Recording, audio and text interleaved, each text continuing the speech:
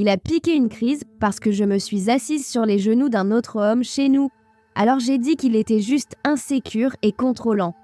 Écoutez, je ressens le besoin viscéral de partager cette histoire car je suis toujours en train de digérer la fureur irrationnelle de mon mari, littéralement pour rien. Je m'appelle Hélène, j'ai 33 ans et je partage ma vie avec Paul depuis 6 années que je croyais idyllique. 6 années de ce que je pensais être un mariage plutôt réussi, jusqu'à ce qu'il perde complètement les pédales, simplement parce que j'étais amicale lors de notre propre soirée à la maison. Laissez-moi vous brosser le portrait de Paul.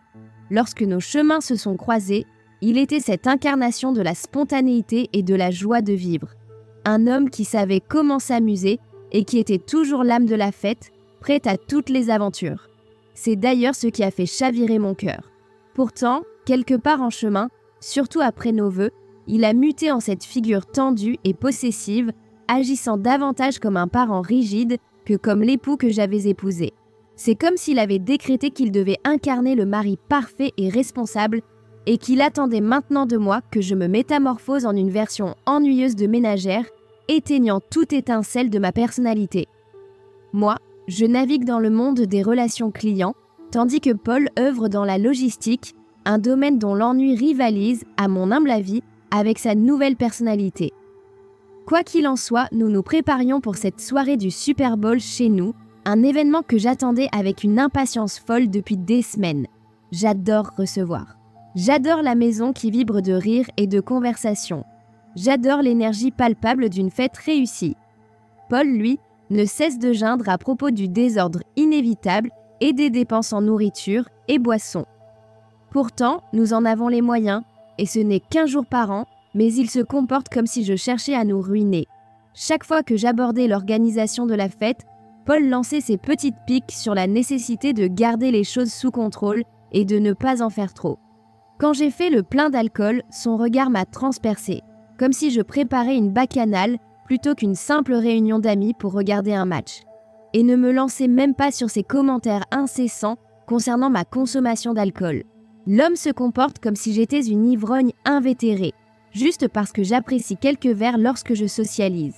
Je suis une adulte, capable de gérer ma consommation sans problème.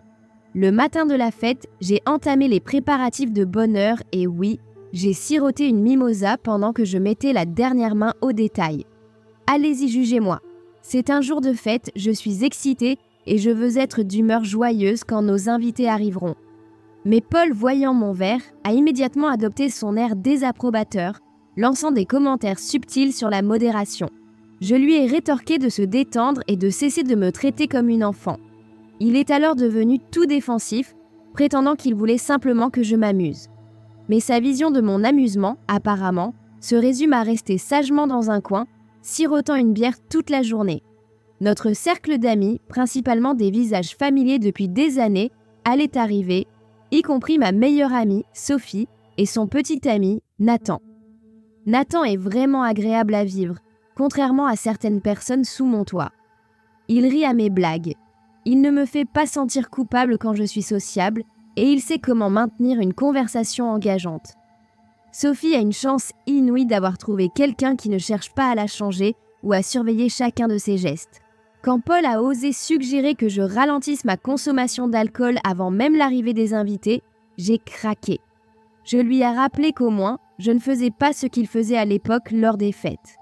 Car soyons honnêtes, Paul était un véritable désastre en soirée, buvant à outrance, flirtant ouvertement et rentrant aux aurores sans le moindre message. Mais maintenant qu'il a décidé d'incarner Monsieur Mari Parfait, soudainement, je suis le problème parce que j'aspire à m'amuser à ma propre fête. Il est devenu silencieux et visiblement blessé lorsque j'ai évoqué son passé, une réaction typique lorsqu'il sait que j'ai raison. Il ne supporte pas qu'on lui rappelle qu'il n'a pas toujours été le partenaire impeccable qu'il prétend être. Je ne cherchais pas à le blesser. Je soulignais simplement l'hypocrisie de son jugement, alors que son propre passé est loin d'être immaculé. Les invités ont commencé à affluer et j'ai immédiatement ressenti un regain d'énergie. C'est pour ces moments que je vis. Recevoir des amis, entendre les rires et les conversations animées, sentir cette belle énergie envahir la maison.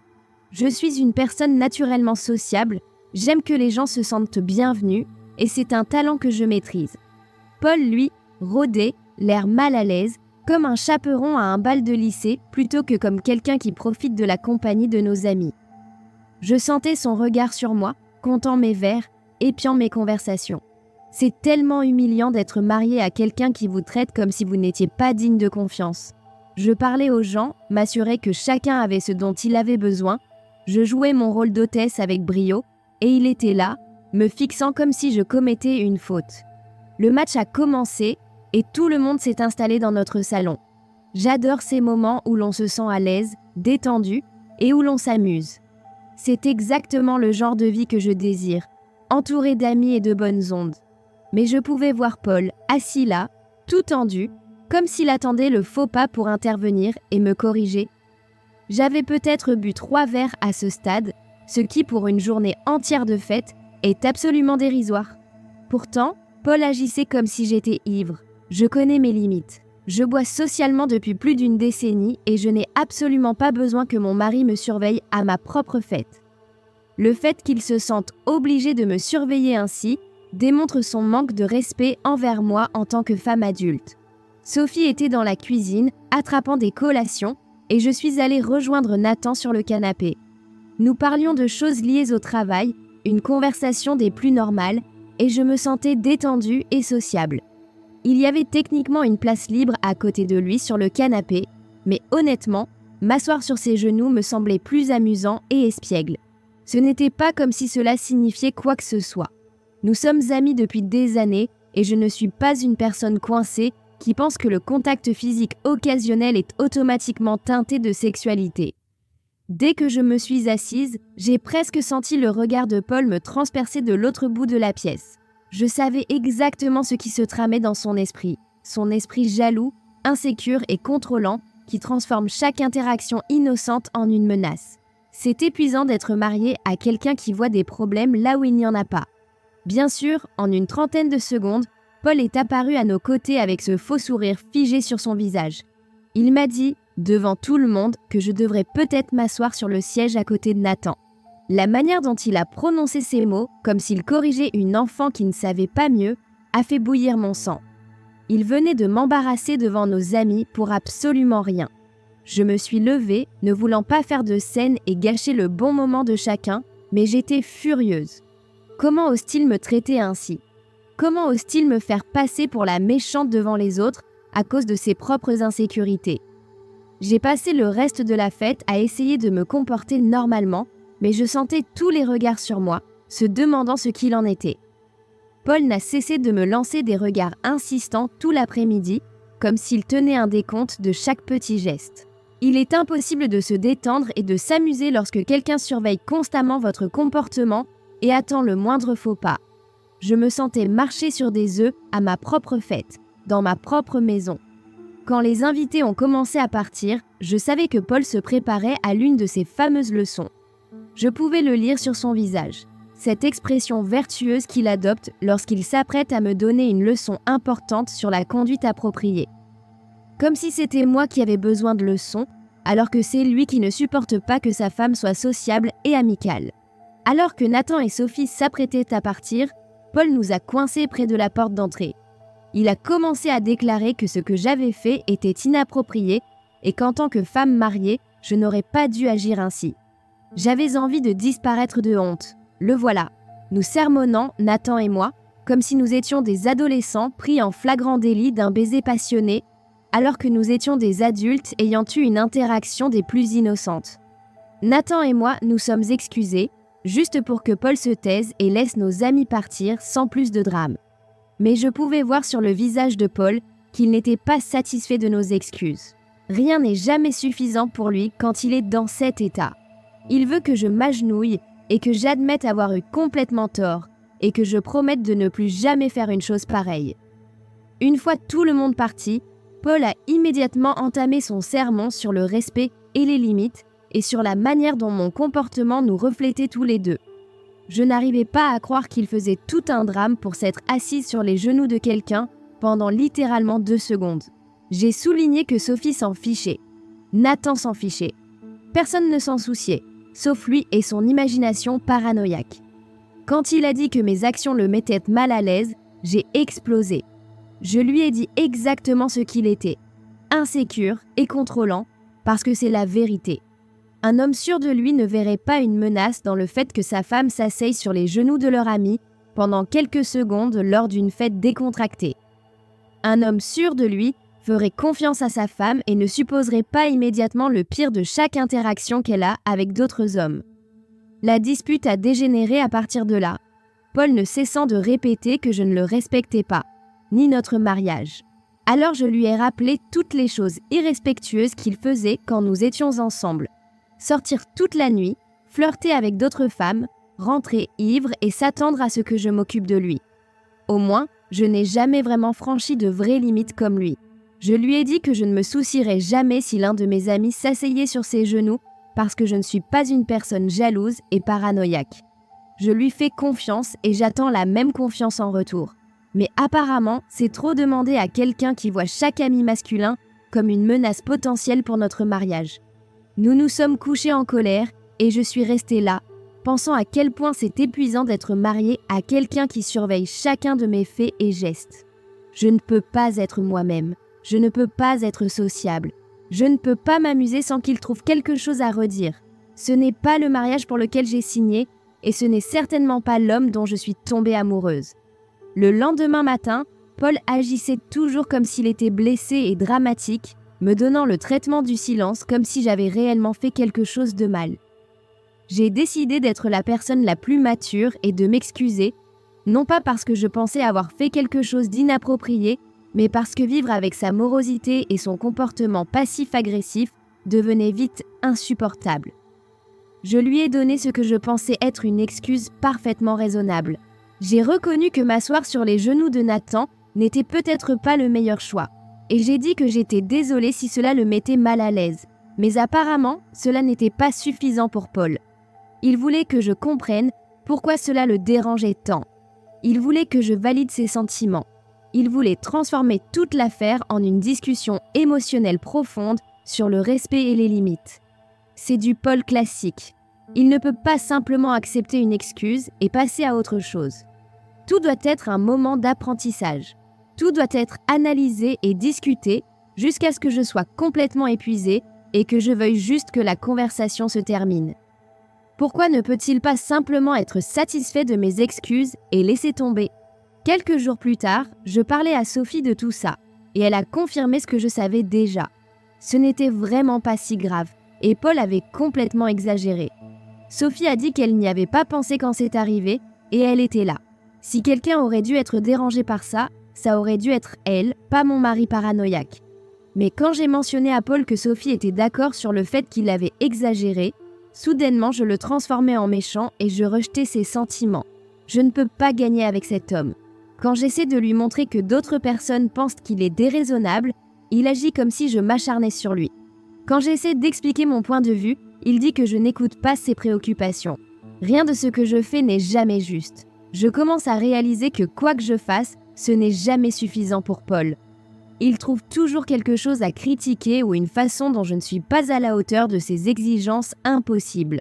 Je pensais qu'il m'aimait pour ce que j'étais, mais maintenant je vois qu'il aime une version idéalisée de moi qui n'existe pas réellement. Quand Paul a de nouveau évoqué l'incident quelques jours plus tard, j'ai craqué. Je lui ai dit que j'en avais marre d'être culpabilisée, d'être sociable et amicale. J'ai souligné que cette critique et ce jugement constant étaient exactement la raison pour laquelle j'avais parfois besoin de boire. Être entourée de sa négativité est stressant et épuisant. J'ai commencé à me demander si mon souvenir de l'événement était encore exact. Paul insistait sur le fait que je m'étais assise sur les genoux de Nathan beaucoup plus longtemps que je ne m'en souvenais et que Nathan avait l'air mal à l'aise. Mais ce n'est pas du tout comme ça que je m'en souvenais. Je me souvenais que c'était un moment rapide et ludique qui avait duré au maximum 30 secondes. Quand j'ai essayé de corriger la version des événements de Paul, il est devenu encore plus contrarié et a commencé à m'accuser de le manipuler. Vous pouvez le croire ? C'est lui qui essaie de réécrire l'histoire pour me faire passer pour la méchante. Mais d'une manière ou d'une autre, c'est moi qui le manipule. C'est exactement le genre de logique tordue auquel j'ai affaire. J'ai commencé à me demander si Paul ne cherchait pas déjà des raisons d'être en colère contre moi ce soir-là. Peut-être avait-il décidé, avant même le début de la fête, que j'allais faire quelque chose de mal. Alors, quand je me suis assise sur les genoux de Nathan, cela a confirmé ce qu'il pensait déjà. Cela expliquerait pourquoi il a réagi si fortement à quelque chose d'aussi innocent. Plus j'y pensais, plus je réalisais que cette dispute ne concernait pas réellement le respect ou les limites. Il s'agissait des problèmes de confiance et de l'insécurité de Paul. Peut-être qu'il projette sa propre culpabilité concernant son comportement passé sur des situations innocentes. Peut-être qu'il suppose que je suis capable du même genre de comportement irrespectueux qu'il avait l'habitude d'adopter. Quand j'ai suggéré cela à Paul, il est devenu défensif et m'a accusé de l'attaquer parce que j'essayais de comprendre son point de vue. Mais je ne l'attaquais pas. J'essayais de comprendre la raison pour laquelle il était si paranoïaque concernant mes interactions avec d'autres hommes. S'il doit psychanalyser mon comportement, alors je devrais être autorisée à faire de même avec le sien. J'ai commencé à noter toutes les fois où Paul avait été peu favorable dernièrement. Critiquer ma consommation d'alcool, m'embarrasser devant mes amis, toujours supposer le pire de mes intentions, ne jamais me faire confiance. La liste devenait assez longue et cela me faisait me demander si je voulais même être mariée à quelqu'un qui ne me faisait clairement pas confiance. Chaque conversation que nous avions devenait une occasion pour moi de souligner son comportement contrôlant et son double standard. Quand il évoquait l'incident des genoux, je répondais avec des exemples de ses erreurs passées. Quand il critiquait ma consommation d'alcool, je lui rappelais toutes les fois où il était rentré ivre. Deux peuvent jouer à ce jeu. À la fin de cette semaine, j'étais complètement convaincue que j'étais la victime dans toute cette situation. La jalousie et le comportement contrôlant de Paul étaient le véritable problème de notre mariage. Pas mon interaction innocente avec un ami. J'ai commencé à me demander si j'avais fait une erreur en épousant quelqu'un qui ne comprenait pas ou n'appréciait pas fondamentalement qui je suis en tant que personne. Les choses ont empiré lorsque j'ai découvert que Paul avait parlé de notre dispute à ses amis. Sophie a mentionné que Paul avait demandé en privé à Nathan s'il était mal à l'aise avec ce qui s'était passé à la fête. Je n'arrivais pas à y croire. Il agissait dans mon dos pour étayer son dossier au lieu de simplement croire ma parole que c'était innocent. Quand j'ai confronté Paul à ce sujet, il a essayé de dire qu'il essayait juste de mieux comprendre la situation. Mais je savais ce qu'il faisait vraiment. Il essayait d'obtenir la validation que j'avais tort. Il cherchait des gens pour lui dire que sa réaction était justifiée et que j'avais franchi une limite. Le fait que Nathan lui ait apparemment dit qu'il était un peu surpris par cela prouvait juste que les hommes se serrent les coudes. Bien sûr, Nathan n'allait pas dire à Paul que ce n'était pas grave. Il se sentait probablement mal à l'aise d'être mis au milieu de nos problèmes conjugaux et a juste dit à Paul ce qu'il voulait entendre. J'ai commencé à vérifier le téléphone et les réseaux sociaux de Paul plus attentivement.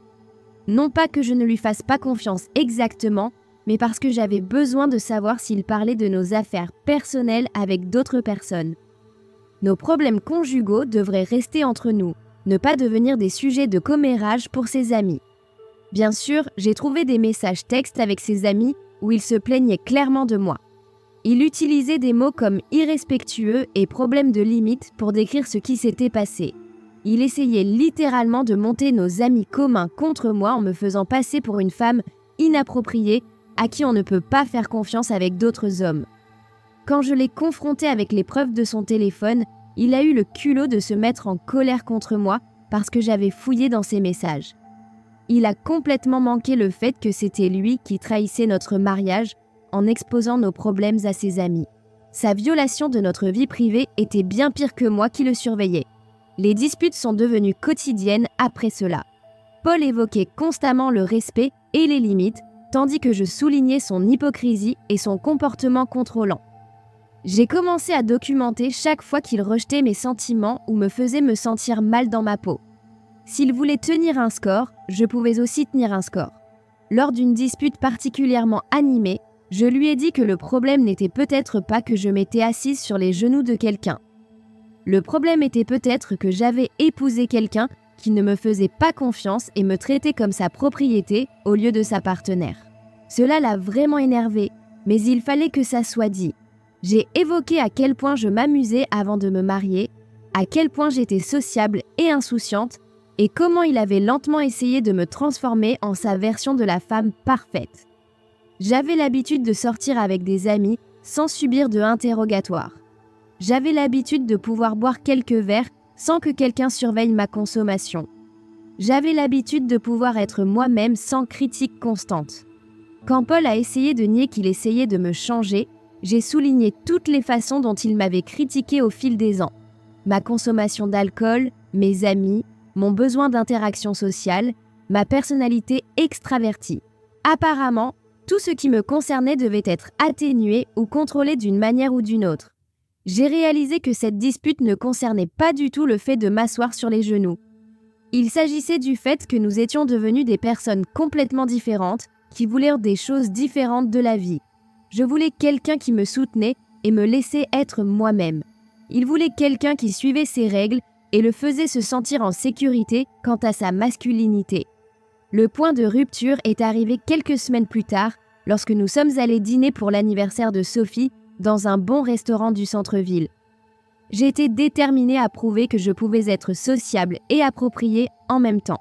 Mais Paul me surveillait comme un faucon, surveillant chaque interaction que j'avais avec les hommes de notre groupe d'amis. Quand un vieil ami commun de l'université est arrivé et m'a fait une accolade tout à fait normale, j'ai vu la mâchoire de Paul se serrer de l'autre côté de la pièce. C'est à ce moment-là que j'ai réalisé que j'en avais marre de faire semblant que tout allait bien entre nous. J'en avais marre de marcher sur des œufs et de modifier mon comportement pour gérer ses insécurités. Je me suis efforcée d'être très amicale et affectueuse avec tout le monde ce soir-là. Non pas parce que j'essayais d'être inappropriée, mais parce que je refusais de laisser la paranoïa de Paul contrôler la façon dont j'interagissais avec les gens. S'il voulait voir des problèmes là où il n'y en avait pas, alors qu'il se rende fou en le faisant. La dispute est devenue nucléaire quand je lui ai dit que je devrais peut-être avoir épousé quelqu'un comme Nathan, qui sait s'amuser et qui ne transforme pas chaque situation sociale en crise morale. C'était probablement un coup bas, mais je ne me souciais plus de ses sentiments à ce moment-là. Paul a complètement perdu les pédales et m'a dit que si je voulais agir comme une célibataire, peut-être que je devrais l'être. Au lieu de reculer comme je le faisais habituellement quand il me menaçait de divorce, j'ai été d'accord avec lui. Je lui ai dit que peut-être que le divorce était exactement ce dont nous avions tous les deux besoin.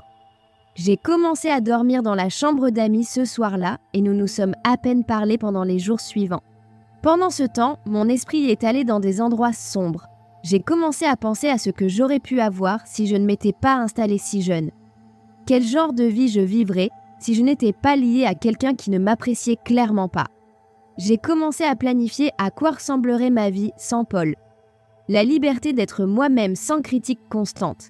La capacité de recevoir des amis sans avoir besoin d'autorisation. La possibilité de sortir boire un verre après le travail sans avoir à me justifier auprès de quelqu'un. Cela semblait en fait assez attrayant. J'ai contacté de vieux amis à qui je n'avais pas parlé depuis des années. Des gens d'avant mon mariage qui connaissaient la vraie moi, la version amusante, sociable et insouciante de moi-même que Paul avait lentement étouffée au cours des 6 dernières années. C'était peut-être le moment de retrouver cette personne. Quand Paul a essayé d'engager des conversations sur le fait de régler les choses, je l'ai rejeté. J'en avais marre de parler de ses sentiments, de ses limites et de son besoin de respect. Qu'en est-il de mes besoins? Qu'en est-il de mon bonheur? Qu'en est-il de mon droit d'être moi-même dans mon propre mariage? J'ai commencé à regarder des appartements en ligne et à fantasmer sur le fait de vivre seule à nouveau. Pouvoir recevoir des gens sans permission, boire quand je voulais sans jugement, prendre mes propres décisions sans avoir à considérer comment elles affecteraient l'ego fragile de quelqu'un d'autre. 3 mois plus tard, je vivais dans ce minuscule studio qui coûtait presque 2 fois ce que nous payions pour notre hypothèque. Mais je me suis dit que ça en valait la peine pour la liberté. Le divorce avait été houleux. Paul m'a combattue sur tout, essayant de me faire passer pour la méchante alors que c'était lui qui ne pouvait pas supporter d'être marié à une femme indépendante. J'ai dû prendre un 2e emploi à temps partiel pour me permettre mon nouveau style de vie, ce qui était épuisant. Mais au moins, je n'avais plus à rendre de compte à personne. Personne ne surveillait ma consommation d'alcool, ne remettait en question mes choix ou ne me faisait sentir coupable d'être moi-même. Le plus difficile a été la façon dont notre groupe d'amis a pris parti et la plupart d'entre eux ont choisi Paul. Sophie me parlait toujours, mais c'était différent maintenant. Maladroit et prudent, comme si elle marchait sur des œufs autour de moi. Je suppose que la campagne de Paul pour me faire passer pour la mauvaise épouse avait été plus réussie que je ne l'avais réalisée. Ça faisait mal de voir nos amis communs publier des photos de fêtes et de rassemblements auxquels je n'étais plus invitée. C'étaient des gens que j'avais considérés comme des amis proches, mais apparemment leur loyauté était envers Paul, pas envers moi. Cela m'a fait réaliser à quel point certaines de ces amitiés avaient été fausses. 6 mois après la finalisation du divorce, j'ai découvert par Facebook que Paul sortait déjà avec quelqu'un de nouveau. Un genre de fille tranquille, studieuse, qui le laissait probablement contrôler chaque aspect de sa vie. Voir leurs photos ensemble me retournait l'estomac, non pas parce que je voulais qu'ils reviennent, mais parce que cela prouvait qu'il ne m'avait jamais vraiment aimée pour ce que j'étais. Il avait probablement trouvé une femme gentille et soumise qui suivrait ses règles et ne le défierait jamais ou ne le mettrait jamais en insécurité. Quelqu'un qui resterait tranquillement au fait et ne se ferait jamais remarquer. Tout ce que je ne pourrais jamais être. Et honnêtement, tout ce que je n'ai jamais voulu être. Le pire, c'était de voir à quel point il avait l'air heureux sur ses photos.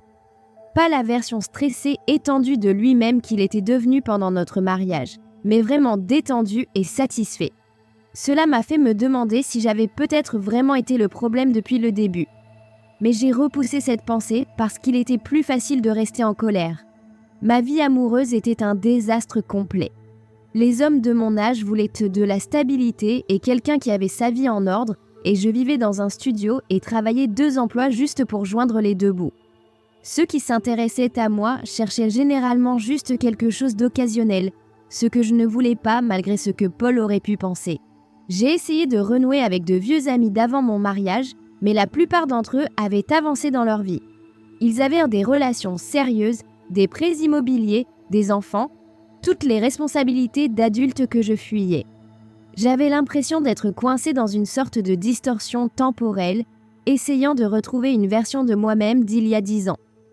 Ma consommation d'alcool a empiré après le divorce, non pas parce que j'étais une alcoolique comme Paul le prétendait toujours, mais parce que recommencer à 33 ans était plus difficile que je ne l'avais prévu. Certaines nuits, je restais dans mon minuscule appartement à boire du vin et à faire défiler les réseaux sociaux, à regarder les vies parfaites des autres pendant que la mienne s'effondrait. Peut-être que j'avais été tellement concentrée sur la défense de mon droit à faire ce que je voulais que j'avais oublié son droit de se sentir en sécurité dans notre mariage. Mais même si cette pensée me traversait l'esprit, je l'ai repoussée. Il était plus facile de blâmer Paul d'être trop sensible que d'accepter que j'avais peut-être été égoïste et inconsidérée. Il était plus facile de me dire que nous étions simplement incompatibles que d'admettre que j'avais choisi mon propre confort au détriment de ses sentiments maintes et maintes fois. Ma vie a continué sa spirale descendante à partir de là. J'ai été expulsée de mon studio quand je n'ai pas pu suivre le loyer après avoir perdu l'un de mes emplois pour avoir été trop souvent absente pour cause de maladie. J'ai dû retourner vivre chez mes parents à 34 ans, ce qui était humiliant au-delà des mots. Revivre avec mes parents me faisait me sentir comme un échec complet. J'étais là, une femme adulte qui ne pouvait même pas prendre soin d'elle-même, tandis que mon ex-mari construisait une vie avec quelqu'un qui le méritait vraiment. Ma mère ne cessait de faire des commentaires passifs-agressifs sur le fait que j'aurais peut-être dû essayer plus fort de faire fonctionner mon mariage. Le pire moment est arrivé lorsque j'ai appris par Sophie que Paul et sa nouvelle femme attendaient leur premier enfant, un bébé. La famille que j'avais toujours dit vouloir un jour, mais pour laquelle j'avais été trop égoïste et immature pour réellement travailler quand j'en avais eu l'occasion. Assise dans ma chambre d'enfant, regardant la photo d'échographie que Sophie m'avait accidentellement montrée sur son téléphone, j'ai réalisé que j'avais gâché la chance d'avoir la vie que j'avais toujours dit vouloir. J'aurais pu être celle qui portait le bébé de Paul, qui planifiait une chambre de bébé, qui construisait un avenir ensemble. Au lieu de cela, j'étais une femme divorcée vivant chez ses parents parce que je ne pouvais pas gérer que quelqu'un se soucie réellement de mes actions. Mais même face à cet effondrement complet de tout ce que j'avais cru vouloir, je ne pouvais toujours pas me résoudre à admettre que j'avais peut-être eu tort. Il était plus facile de me dire que Paul avait été trop contrôlant, que nos amis avaient été trop critiques, que la société attendait trop des femmes dans le mariage. Je me suis convaincue que j'étais mieux sans toutes ces personnes qui ne pouvaient pas m'accepter pour qui j'étais vraiment. S'il voulait me juger d'être indépendante et de refuser d'être contrôlée, alors je n'avais de toute façon pas besoin d'eux dans ma vie. Paul pouvait avoir sa petite femme parfaite et sa petite vie parfaite. Je trouverais des gens qui apprécieraient réellement mon esprit libre. Mais au fond de moi, dans les moments de calme où j'étais seule dans ma chambre d'enfant, je connaissais la vérité. J'ai détruit ma propre vie parce que je ne pouvais pas supporter d'être tenue responsable de mes actions. J'avais choisi mon ego au détriment de mon mariage, ma fierté au détriment de ma famille, mon droit de faire ce que je voulais au détriment de la construction de quelque chose de significatif avec quelqu'un qui m'aimait. Et maintenant, Paul vivait la vie que nous aurions pu avoir ensemble, juste avec quelqu'un qui le méritait réellement. Quelqu'un qui comprenait que le mariage signifiait considérer les sentiments de son partenaire, pas seulement ses propres désirs. Quelqu'un qui savait que l'amour signifiait parfois faire passer la relation avant ses désirs individuels. Mais je ne l'admettrai jamais à voix haute. Il est plus facile de rester en colère, de blâmer tout le monde, de me convaincre que je suis la victime dans toute cette situation. Parce que l'alternative, accepter la responsabilité d'avoir détruit mon propre bonheur, est trop douloureuse.